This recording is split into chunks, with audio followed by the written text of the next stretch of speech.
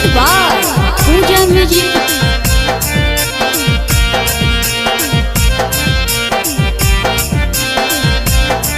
MK Recording Studio.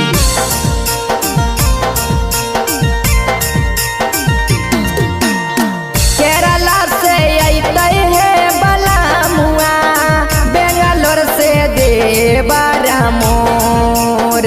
Kerala से अइतै है बलामुआ, बेंगलोर से देवरा मोर।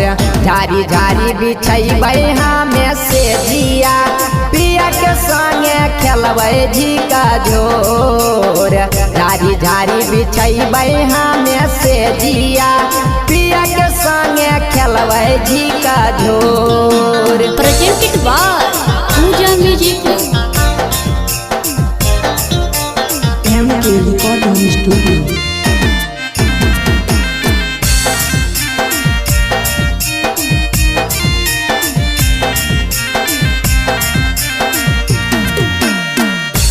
अपन हाथ से खाना में खिलाइबै, पिया के संगे सिरा खाना में सुतैबै।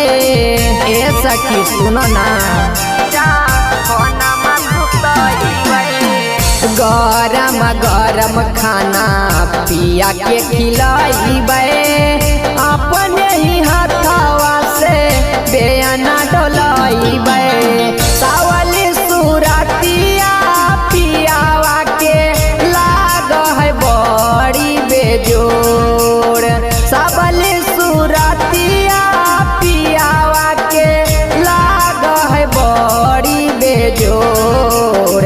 झारी झारी बिछैबै हमें से जिया, पिया के संगे खेलबै झिका झोर। झारी झारी बिछैबै हमें से जिया, पिया के संगे खेलबै झिका झोर।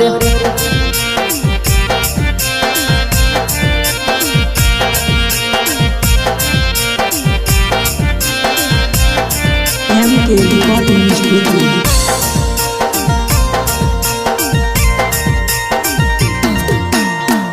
विकास देवरबा हमर सखी दिलदार है, चंदन प्रेमी पिया करे बड़ी प्यार है। सखी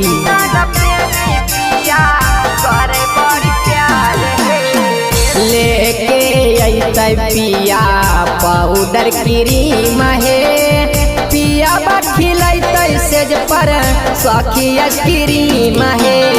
पिया जी के दिहल क्रीमियाला गैब होई जइबै हमें गोर। पिया जी के दिहल क्रीमियाला गैब हमें होई जइबै गोर। झारी झारी बिछैबै हमें से जिया, पिया के संगे खेलबै झिका झोर। झारी झारी बिछैबै हमें से जिया, पिया के संगे खेलबै झिका झोर।